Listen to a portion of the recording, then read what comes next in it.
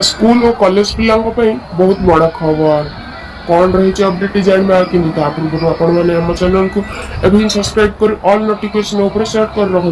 तो चलते ये देखा कौन रही अपडेट। स्कूल बही इंडिया बदल भारत लेखा नहीं कौन निष्पत्ति होनी।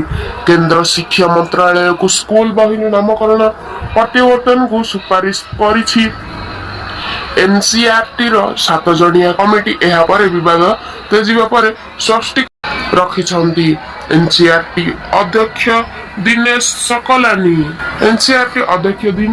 सकलानी कहिसंती पिल्लांकु इंडिया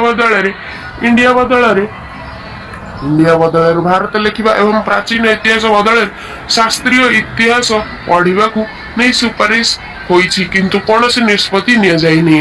एनसीईआरटी रो 7 जणिया कमिटी सुपारिश करिबा परे उभय राजनैतिक एवं बुद्धिजीवी मध्य वितर्क तेजिछि।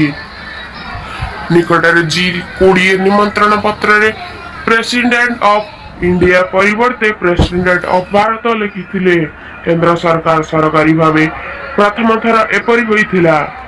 सेहीपरि G20 बैठक रे प्रधानमंत्री नाम फल मध्ये भारत लेखा जाइथिला। एठारु भी विवाद तेजिछि।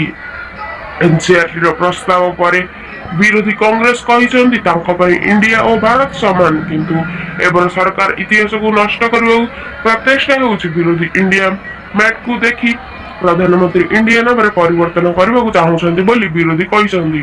बड़ा कथा हेउछि नाम परिवर्तन पई सुपारिश करथिबा एनसीईआरटी रो 7 जणिया कमिटी रो मुख्य सीआई इसाक आरएसएस सह दीर्घ वर्ष धरी जड़ित।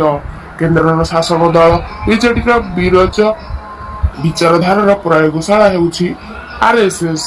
तो बास ये लाटेस्ट अपडेट आपको लेटेस्ट अपडेट देखने आम चैनल को सब्सक्राइब कर ऑल नोटिफिकेशन सेट कर रखु।